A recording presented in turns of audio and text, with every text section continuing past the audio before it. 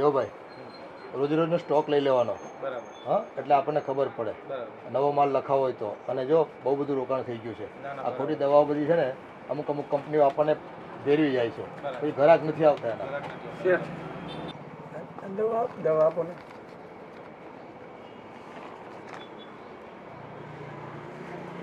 Okay, આ દવા કાઢી આપો એમને.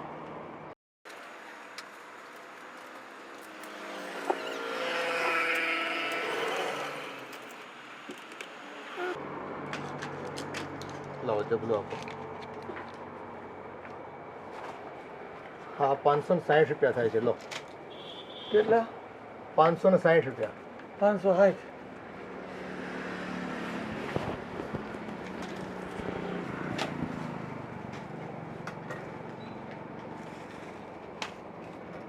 લો ભાઈ, જટ કાઢો હવે, પછી અમારે બીજું કામ હોય ને પાછું.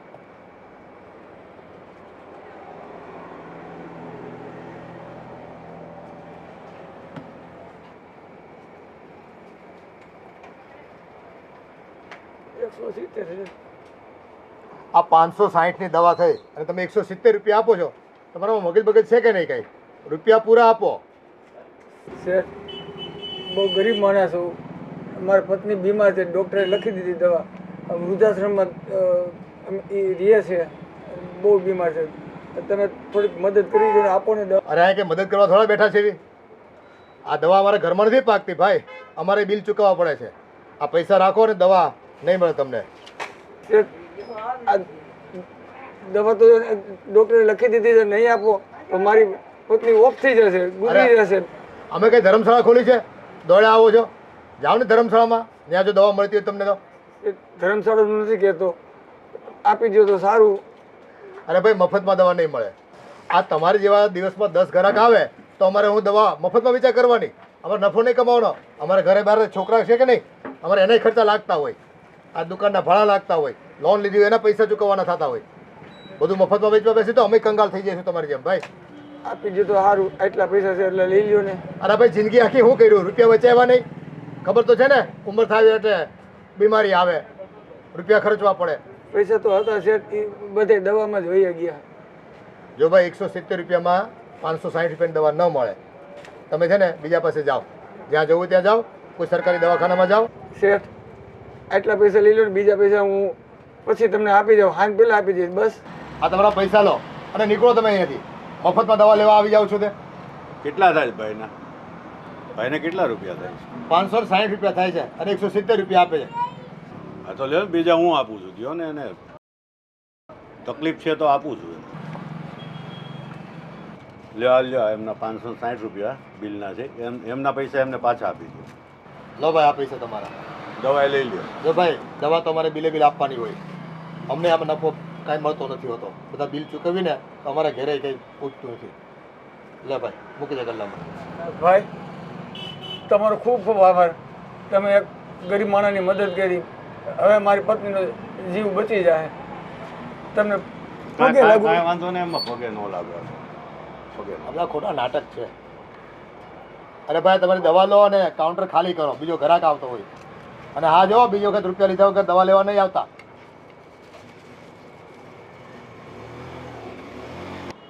અરે ભાઈ, એજન્સીમાં દવા લખાવીને અઠવાડિયું થઈ ગયું. આ જે દવાની ડિમાન્ડ હોય ને એ જ તમે નથી મોકલતા. ક્યારે મોકલશો?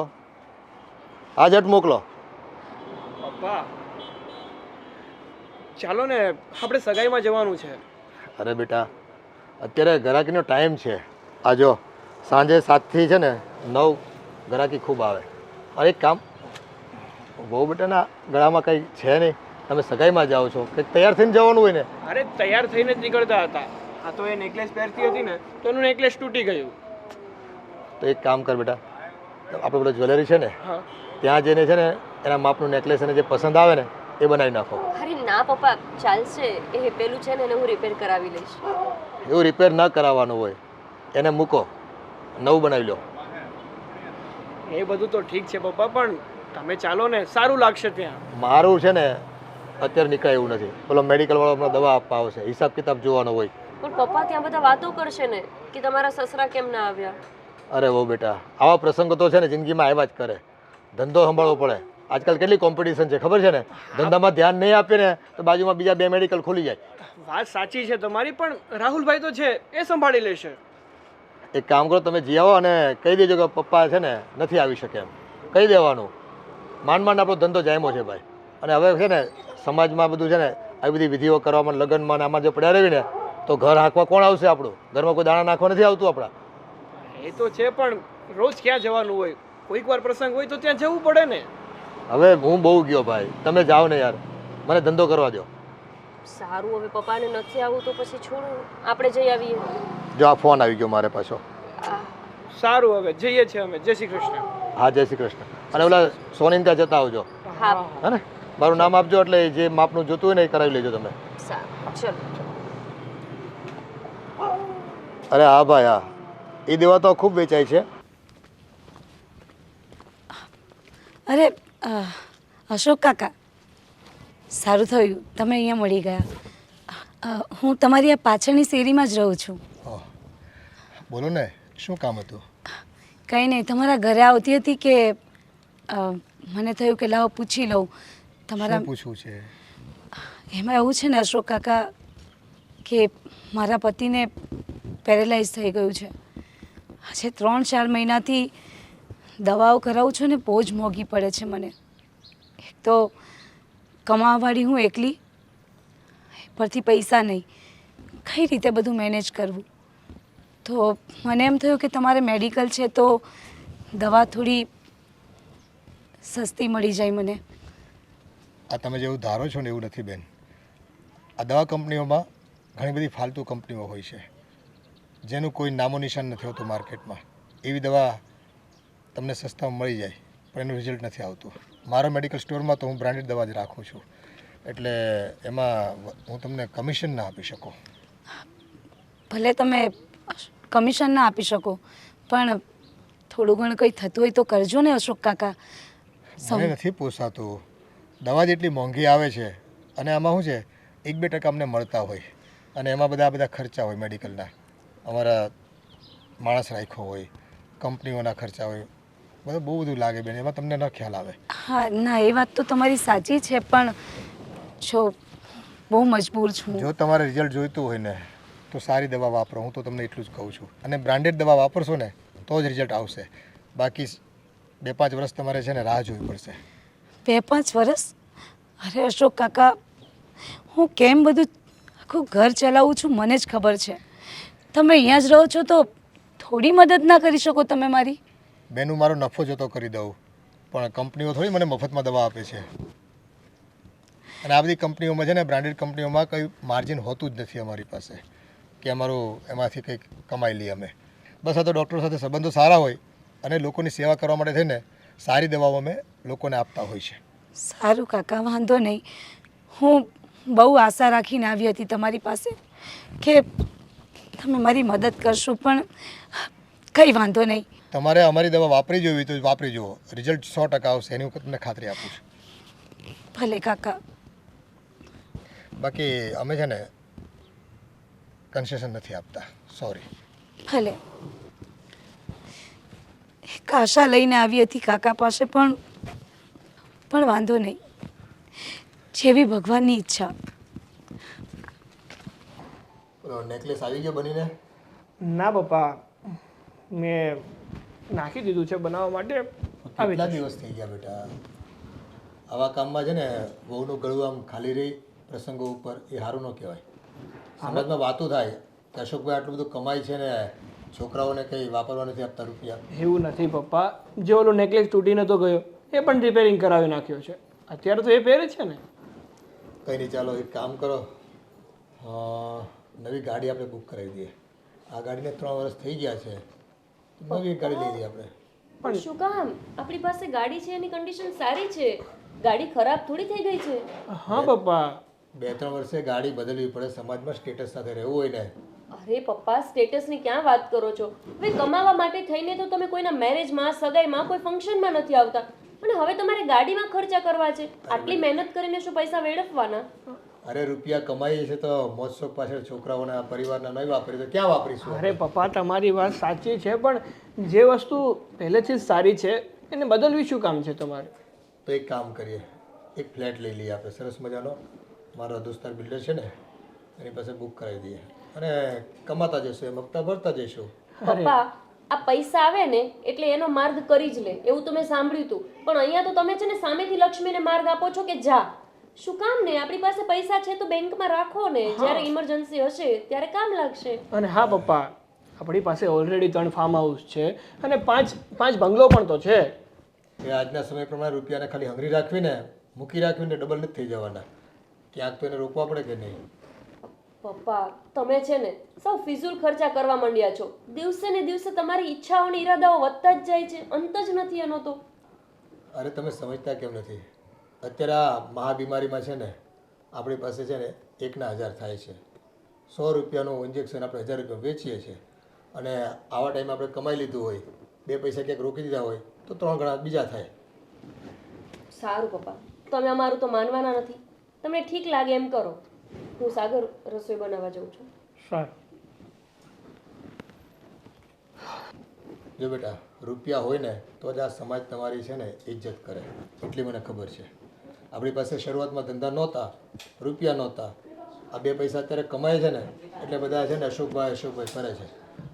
સારું પપ્પા, તમને જેમ યોગ્ય લાગે ને એમ તમે કરો બસ. સારું, મારે થોડું કામ છે તો હું કામ પતાવી લઉં. હા, પેલાને બુકિંગ માટે કહી દઉં, એક ફ્લેટ મારો બુક કરી રાખે.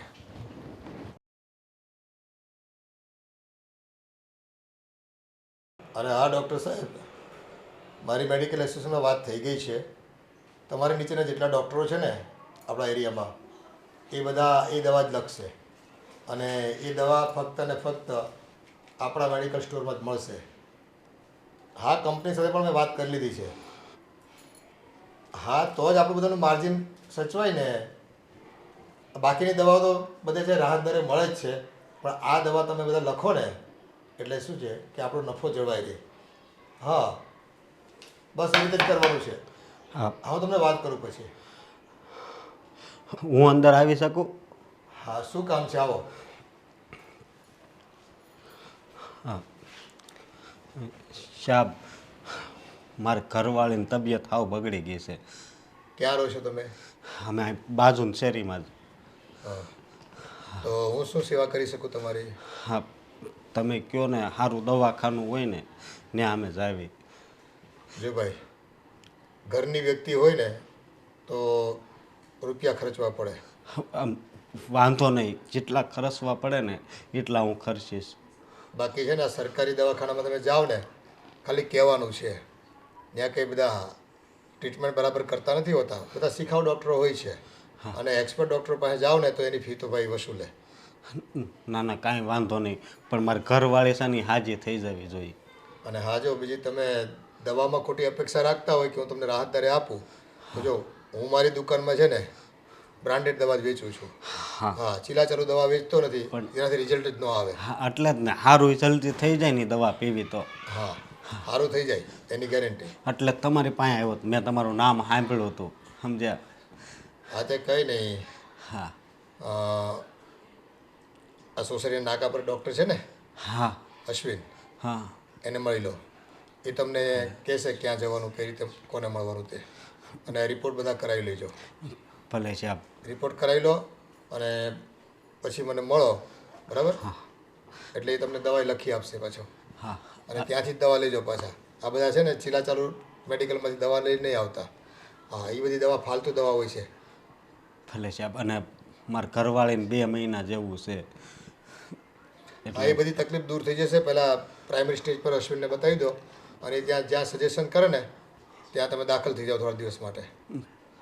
ભલે સાહેબ. જય શ્રી કૃષ્ણ. અશ્વિનને ફોન કરવા દે.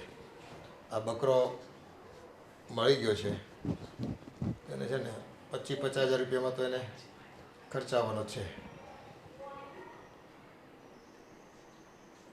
અશ્વિનભાઈ, એક ક્લાયન્ટ મોકલો તમને. હા, આમ છે ને ડરી ગયો છે પોતે. આપણે વધારે ડર બતાવવાનો. રૂપિયા ખંખેરવા હોય તો ડર નામનું હથિયાર તો આપણે વાપરવું જ પડશે. કાંઈ નહીં, 25-30 હજાર રૂપિયાનું માર્જિન રાખજો આપણું, બરાબર છે? સારું, ચાલો.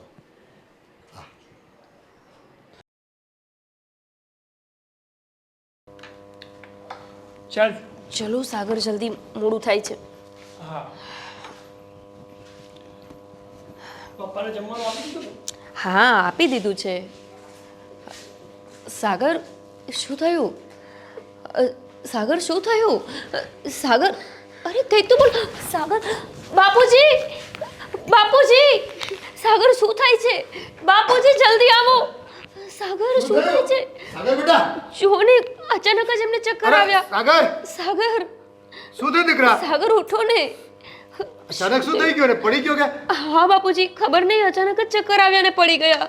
સાગર, બાપુજી એક કામ કરો, તમે એમ્બ્યુલન્સને ફોન કરો જલ્દી. સાગર ઉઠો ને, શું થયું અચાનક જ? સાગર. પપ્પા, હવે શું કરશું આપણે? આ કેવી અણજોતી પીડા આવીને ઊભી રહી ગઈ. કઈ નહીં, અને સાગરને મગજમાં ગાંઠ. આ રિપોર્ટ તો ખૂબ ડેન્જર છે બેટા, પણ તું આમ ખોટી ચિંતા ન કર, રડ નહીં. આપણે છે ને સારામાં સારા ડૉક્ટરને બોલાવીશું. અરે વિદેશથી પણ ડૉક્ટર બોલાવવા પડે ને તો એને બોલાવીને આપણે અહીંયા ઓપરેશન કરાવીશું. પણ મારા દીકરાને કોઈ પણ ભોગે હું સાજો કરીને રહીશ. મારા કમાયેલા રૂપિયા ભલે બધા ખર્ચાઈ જતા, પણ હું મારા દીકરાને સાજો કરીને જ રહીશ. અને ખોટી ચિંતા ન કર બેટા. પપ્પા, વાત ખાલી પૈસાની નથી ને. પૈસાથી તો નથી પતી જવાનું. સાગરને કેટલું સહન કરવું પડતું હશે, અને અચાનક જ આ ઉપાધિ, જે વિચાર્યું પણ નહોતું કે ક્યારે આવું થઈ શકે. હવે આપણે શું કરશું પપ્પા? મને બહુ ચિંતા થાય છે સાગરની. ખોટી ચિંતા ન કર બેટા. મારા ધ્યાનમાં 2-3 નામી ડૉક્ટરો છે, ન્યુરોસર્જન છે, એને આપણે બતાવીએ અને એની સલાહ પ્રમાણે આપણે આગળ વધીશું. હું મારા દીકરાને કંઈ નહીં થવા દઉં, કંઈ નહીં થવા દઉં.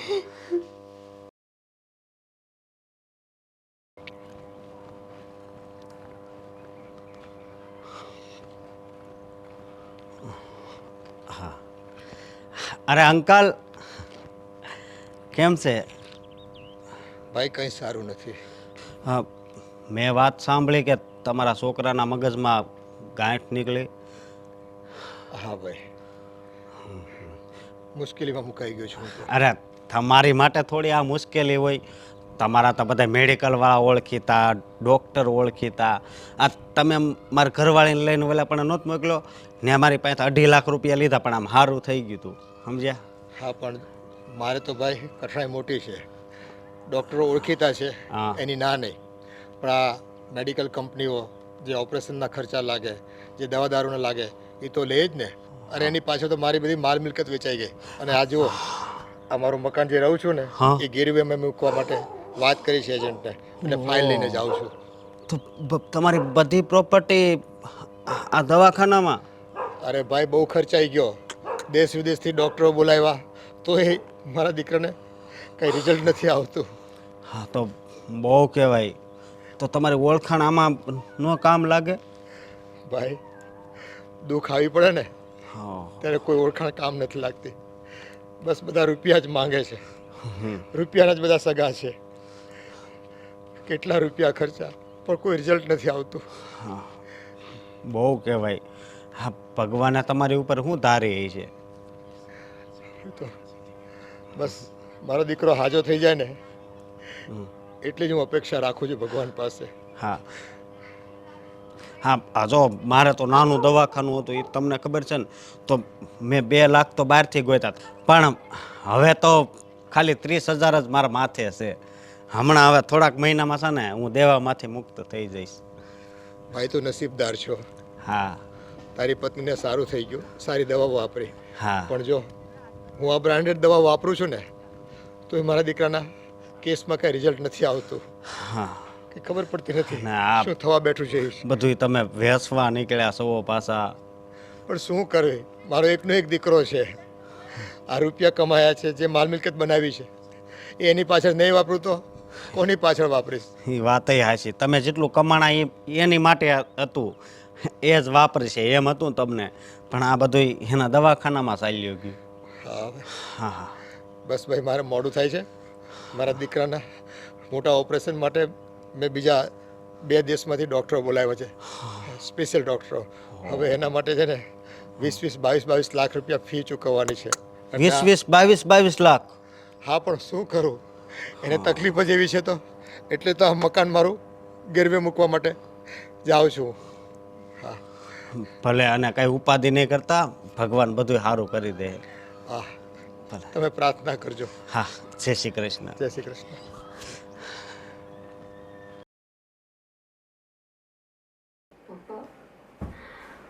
હવે મને કોઈ રસ્તો દેખાતો નથી. શું કરશું આપણે? તમારી પાસે જેટલા પૈસા હતા તમે બધા લગાવી દીધા, પણ તોય પરિણામ શૂન્ય જ છે.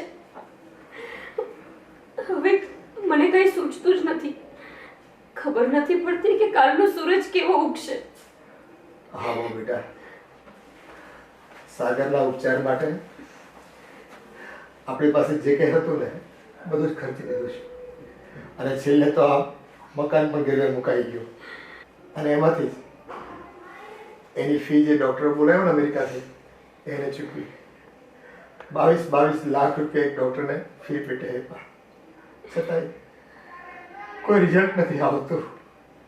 પપ્પા, પપ્પા, સાગરને કાંઈ થઈ ગયું તો મારું જીવન શું? હું કેમ જીવીશ એમના વિના? હા હો બેટા, હવે તો સાગરની પાસે હું જાઉં છું ને મારાથી રોવાઈ જાય છે, અને કાપી જાઉં છું.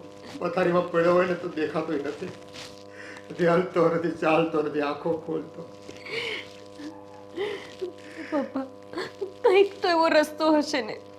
તમે તો પોતે જ મેડિકલ લાઈનમાં હતા, તો કોઈ તો ડૉક્ટર એવો હશે ને કે જે સાગરને સારા કરી દે. કંઈક તો હશે રસ્તો. બેટા, દુનિયાના બધા ડૉક્ટરોને આપણે અજમાવી લીધા, કોઈ ડૉક્ટર બાકી નથી રાખ્યા હવે હતા. પણ કોણ જાણે કયા ભાવનું કરમ હું ચૂકી રહ્યો છું ને કે છોકરો મારો હારો થતો જ નથી, નથી કંઈ બોલતો કે નથી ચાલતો. કંટાળી ગયો જતો હોય, કેટલી બાધાઓ રાખી, કેટલી પ્રાર્થનાઓ કરી ભગવાનને કે બસ મારે હવે કાંઈ નથી જોતું, મારા દીકરાને હાજો કરી દો. પણ કોણ જાણે કોઈ મારી વાત સાંભળતું નથી. પપ્પા, હવે તો આ ઘર આપણે ગીરવે મૂક્યું છે એના પણ પૈસા દેવાનો સમય થઈ ગયો છે. જો આપણે એમને પૈસા નહીં આપીએ તો આપણું આ ઘર પણ જતું રહેશે. તો આપણે ક્યાં રહેશું? સાગરને લઈને ક્યાં ક્યાં ભટકશું? ખરેખર આપણી માથે તો આપ ફાટ્યું છે. ક્યાં જઈશું, શું કરીશું, કંઈ સમજ પડતી નથી. શું થવા બેઠું છે ને એ જ કંઈ ખ્યાલ નથી આવતો.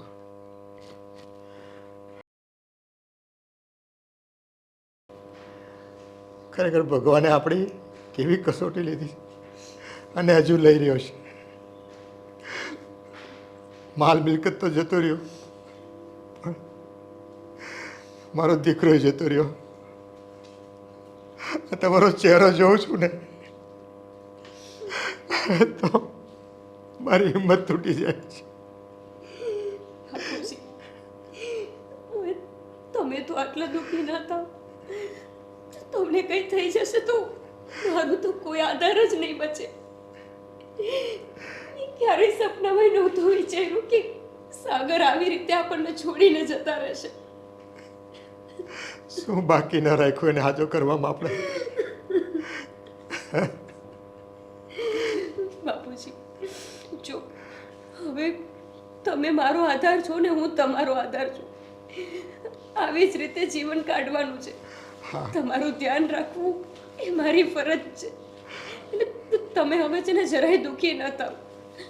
રહી વાત ઘર હલાવવાની, તો હું ગમે ત્યાં જઈને નોકરી કરી લઈશ.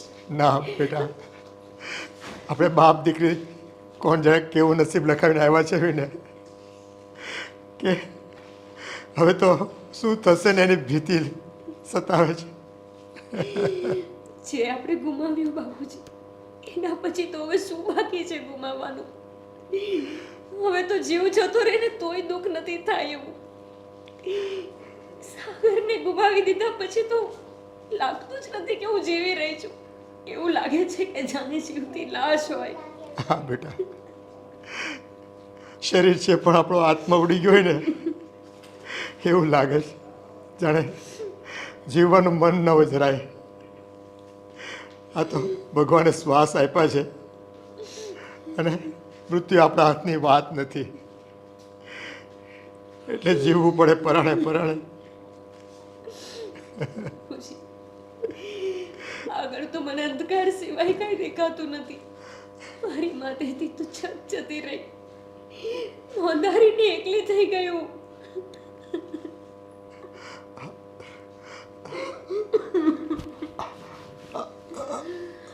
બાપુજી, બાપુજી શું થાય છે? બાપુજી શું થાય છે તમને? બાપુજી કંઈક તો બોલો. બાપુજી, બાપુજી શું થાય છે? બાપુજી, બાપુજી કંઈક તો બોલો. બાપુજી, બાપુજી, બાપુજી.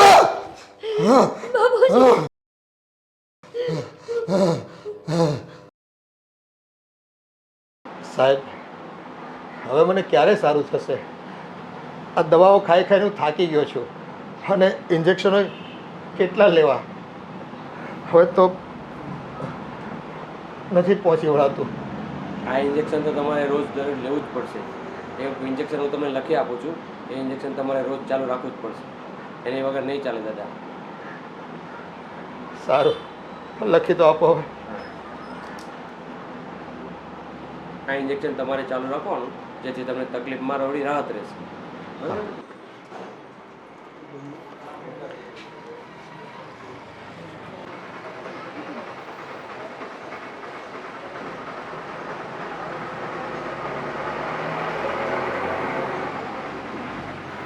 બોલો કાકા. આ ઇન્જેક્શન આપો ને.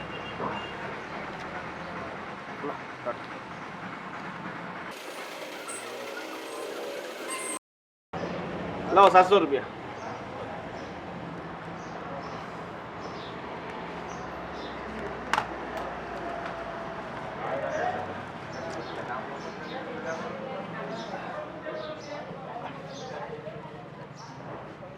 કાકા 700 રૂપિયા થયા છે, આ 200 રૂપિયા નહીં ચાલે. ભાઈ, મારી પાસે તો આટલા જ છે. એટલામાં ન કામ ચાલે. 700 રૂપિયા તમારે પૂરા આપવા પડશે. થોડું રિઝનેબલ કરો ને, આપી દો ને ભાઈ. એવું શું કરો? થોડી દયા કરો. શાકભાજી છે કે એમાં રિઝનેબલ થાય? આ ફિક્સ ભાવ છે. આ તમારે લેવું હોય તો લો, નહીં તો ચલો જો આગળ જવા દો, બીજી જગ્યાએ લઈ લો. એવું શું કરો છો? મારે આ દવા લઉં ને તો જ મને સારું થાય એમ છે, નહીં તો બહુ તકલીફ વધી જાય એવું છે મારે. એવું ડૉક્ટર એની હાથે અમારે કઈ લેવા દેવા નથી. પૈસા આપો ને દવા લઈ જાઓ. 700 રૂપિયામાંથી 1 રૂપિયો ઓછો થશે નહીં. 170 છે. આ 560ની દવા થઈ અને તમે 170 રૂપિયા આપો છો. તમારામાં મગજ બગજ છે કે નહીં? કંઈ રૂપિયા પૂરા આપો. ઓ કાકા, શું છે હવે? આ તમારા પૈસાના કાગળ પકડો અને આગળ નીકળો. 700 રૂપિયાની દવા તમારે 200 રૂપિયામાં જોઈએ છે. અરે, બીજા પૈસા પછી હું આપી જઈશ ને. ના ના ના ના, ઉધાર ધંધા નથી કરતા. હાલો નીકળો આગળ, ચલો. ક્યાંથી આવી જાય છે? મફતમાં દવા આવે છે.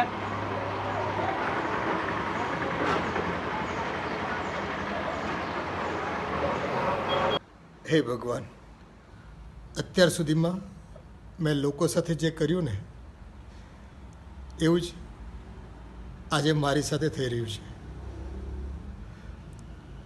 જો મેં લોકો સાથે ખોટું વર્તન ન કર્યું હોત ને તો આજે મારી આવી દશા ન થાત.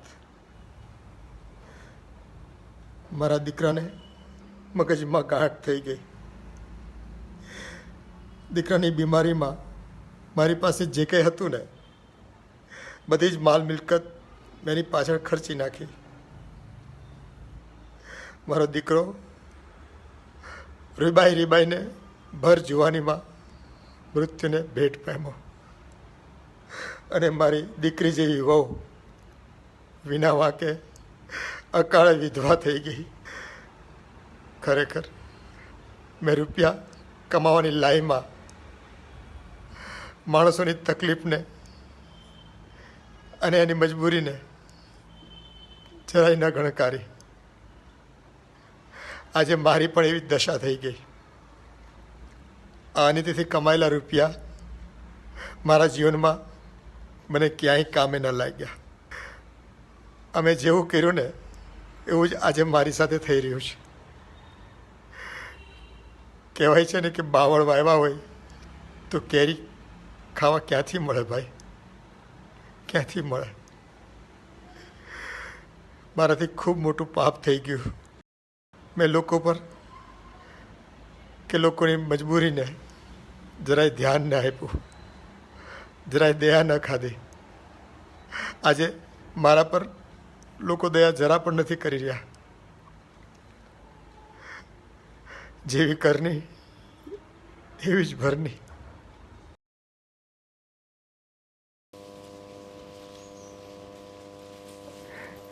બાપુજી, તમે અહીંયા આવીને બેઠા છો? હું તમને આખા ઘરમાં શોધતી હતી. તમે અહીંયા મંદિરે કેમ આવી ગયા છો? કહીને તો અવાય ને મને. અરે બેટા, બસ હું તો મારા કરેલ પાપનું પ્રાયશ્ચિત કરી રહ્યો છું. હવે તો જો મને મારા ભગવાનની સામે જવાની પણ હિંમત નથી થતી, એટલે અહીંયા જ બેસી ગયો બેટા. ઘરેલું પાપ? બાપુજી, જ્યારથી હું આ ઘરમાં લગ્ન કરીને આવી છું ત્યારથી તો મેં તમને કોઈ પાપ કરતા નથી જોયા. તમે હંમેશા અમને ખુશ રાખતા. ક્યારેય તમે મને સસરા જેવું નથી રાખ્યું, મારા સગા બાપની જેમ રાખ્યું છે. તમે કયા પાપના પ્રાયશ્ચિતની વાત કરો છો? અરે બેટા, એ બધી વાત સાચી, પણ આ તમારા લાલન પાલન માટે થઈને, આ સાહેબી ભોગવવાને માટે થઈને મેં ઘણું અનિતિનું કામ કર્યું છે. ઘણા પાપ કર્યા છે બેટા, ઘણા પાપ કર્યા છે. ઘણા આત્માઓને, ઘણા લોકોને મેં દુભાવ્યા છે. તમે કેમ આવું બોલો છો? મને કંઈ નથી સમજાતું. તમે ક્યારેય કોઈની આત્માને ઠેસ ન પહોંચાડી શકો. અરે કેવી વાત લઈને બેસી ગયા છો તમે? ના બેટા, આજે મને ભાન થાય છે. જ્યારે આ મારી પરિસ્થિતિ છે ને, આ પરિસ્થિતિમાં હું કેટલી વેદના રૂવાડે રૂવાડે મને છે ને આગ લાગે છે બેટા. આ વીછીઓ ડંખ મારતા હોય ને એવી અનુભૂતિ થાય છે, વેદના થાય છે. હા, આ ભગવાને મને હું લોકોની સેવામાં સહભાગી બનું ને એટલા માટે થઈને આ દવા વ્યાપારમાં મને ભણાવ્યો ગણાવ્યો અને મેં દુકાન કરી.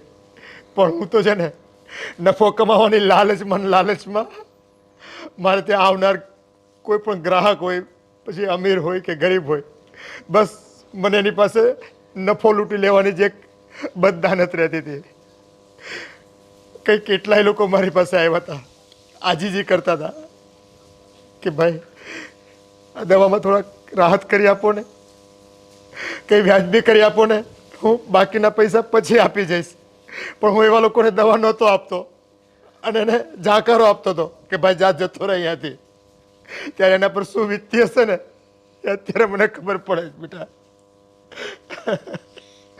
આટલા રૂપિયા મેં મારા દીકરાની પાછળ દવાઓમાં ખર્ચી નાખ્યા. જે કંઈ બચ્યું હતું મેં મારી પર ખર્ચી નાખ્યું.